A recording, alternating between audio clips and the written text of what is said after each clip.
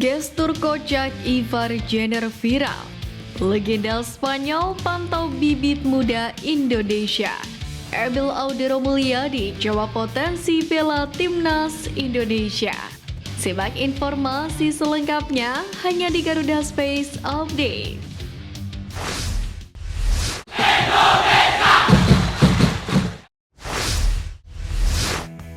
PSSI melalui salah satu exco-nya Vivi Cahyani percaya kualitas rumput Stadion Utama Gelora Bung Karno atau SUGBK Jakarta dalam kondisi terbaik pada dua laga penutup timnas Indonesia di putaran kedua kualifikasi Piala Dunia 2026 zona Asia, yakni kalah melawan Irak dan Filipina pada 6 dan 11 Juni.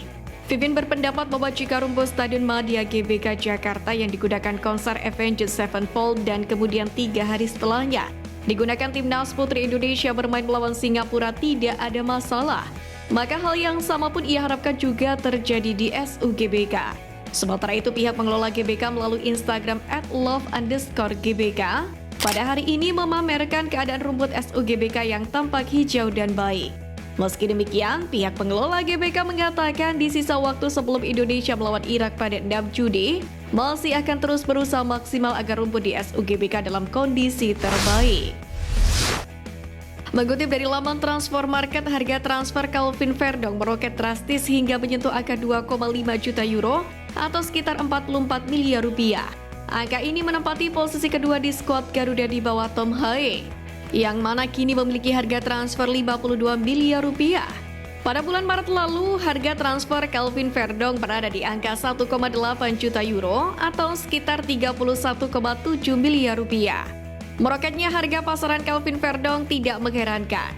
Pemain yang biasa mental sebagai fullback kiri ini tampil brilian bersama NEC Nijmegen di sepanjang musim 2023-2024. Dari 33 pertandingan, ex-pemain Twente FC ini mengemas 2 gol dan 2 assist.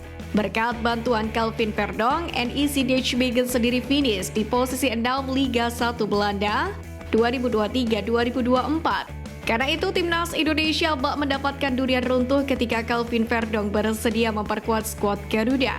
Timnas Indonesia sendiri mendapatkan salah satu pemain yang sering masuk Best Team of the Week di Eredivisie 2023-2024. Timnas Filipina menerapkan strategi yang misterius jelang pertandingan lanjutan grup F putaran kedua kualifikasi Piala Dunia 2026 zona Asia.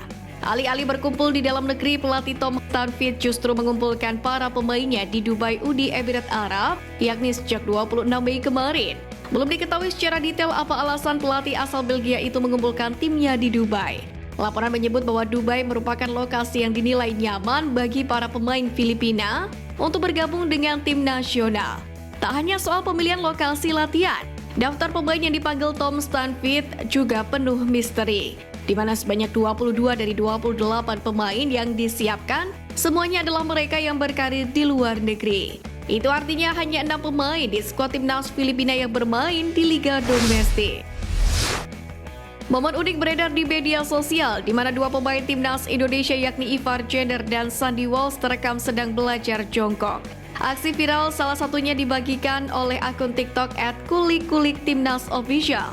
Terlihat dalam unggahan tersebut Ivar Jenner mencoba untuk jongkok. Meskipun awalnya terlihat sedikit keseimbangan, namun dia akhirnya sukses mempertahankan posisi tersebut dalam beberapa menit. Pada video selanjutnya giliran Sandy Walsh. Pemain Cafe Backland itu mulanya terlihat sedikit kesusahan.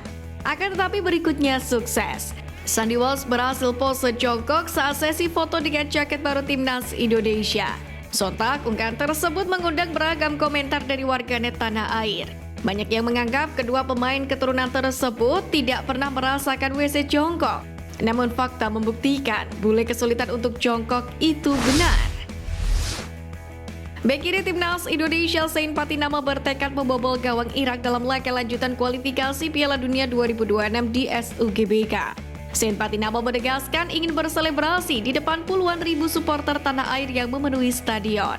Kendati demikian, Zain Patinama menegaskan bahwa hal yang paling terpenting adalah membawa timnya meraih hasil maksimal dalam laga tersebut.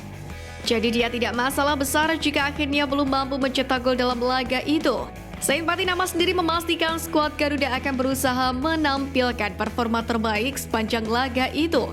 Penggawa Kalsiupan tersebut menegaskan para pemain akan menunjukkan kualitas dan saling bahu-membahu dalam laga nanti. Manajer Timnas U20 Ahmad Zaki Iskandar membocorkan progres pemusatan latihan di Como, Italia.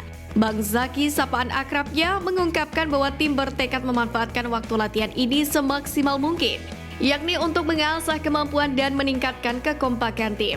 Latihan kali ini menjadi lebih istimewa dengan kehadiran pelatih Como 1907 Cesc Fabregas yang memberikan kejutan dengan datang untuk memberikan motivasi kepada para pemain Garuda Muda. Fabregas sendiri adalah mantan bintang Arsenal, Barcelona, dan Chelsea, menyampaikan pesan-pesan inspiratif kepada para pemain, berbagi pengalaman, dan memberikan semangat.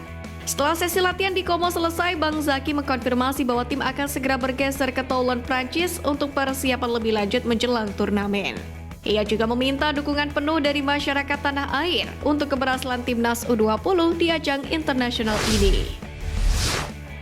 Kiper Inter Milan berdarah Indonesia Abel Audero akhirnya buka suara terkait peluangnya membela Timnas Indonesia. Setelah wawancaranya bersama media Italia, Abel Audero mengaku tidak mungkin membela skuad Garuda. Meski dapat mengajukan permintaan naturalisasi, namun dirinya beranggapan tidak mendapatkan manfaat apapun jika bergabung dengan Timnas Indonesia. Anggap saja tidak sedekat itu, memang benar Timnas Indonesia menginginkan saya. Tapi saya hanya punya paspor Italia, jadi kemungkinan itu pun tidak ada. Tentu saja saya bisa mengajukan permintaan naturalisasi dan perpindahan federasi. Tapi saya tidak tahu seberapa besar manfaatnya bagiku, ujar Emil Audero Mulyadi. Ketua Umum PSSI Erick Thohir pun sempat sesumbar memang menginginkan Emil Audero, namun ia tak ingin mengemis di depan sang pemain. Kombinasi antara keberanian dan keuletan Sintayong di Timnas Indonesia mendapatkan apresiasi lebih dari PSSI. Dalam hal ini, anggota Komite Eksekutif PSSI Vivin Cahyani mengaku respect kepada Sintayong, yang mana telah membangun akar sepak bola tanah air hingga mencapai target dan perpanjangan kontrak. Mesranya hubungan SC dan PSSI pun diharapkan bisa berdampak positif kepada tim nasional Indonesia, sebagaimana yang sudah ditunjukkan dari performa Marcelino Ferdinand dan kolega beberapa waktu kebelakang ini.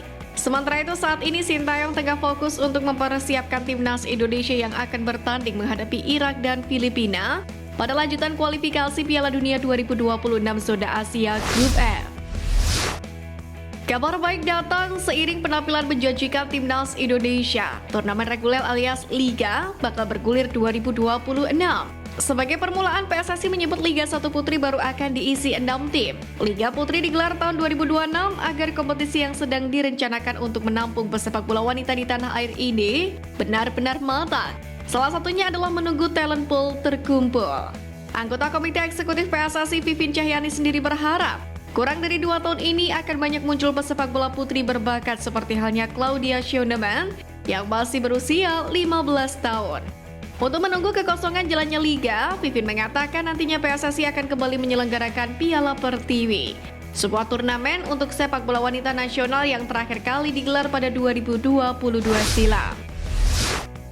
Back berlabel Timnas Indonesia Rizaldi Hehanussa mencatatkan rekor langka di kancah sepak bola Indonesia. Rekor tersebut ialah menjadi pemain yang bisa meraih gelar juara Liga bersama Persib Bandung dan Persija Jakarta. Rizaldi Hehanussa baru saja meraih juara Liga 1 2023-2024 bersama Persib Bandung setelah menang agregat 6-1 atas Madura United. Saat bersama Persija, Rizaldi meraih trofi Liga 2018. Sejatinya sudah ada pemain yang lebih dulu juara bareng Persib dan Persija, namun di era yang berbeda. Pemain tersebut ialah Syahrar Ginanjar. Pemain berposisi kiper itu menjuarai Liga bersama dengan Persib saat kompetisi bernama Indonesia Super League pada tahun 2014. Namun Syahrar tercatat hanya berada di bangku cadangan saat final Indonesia Super League melawan Persipura Jayapura. Sekian News Flash kali ini Sobat Garuda, mari terus dukung perjuangan Timnas Indonesia.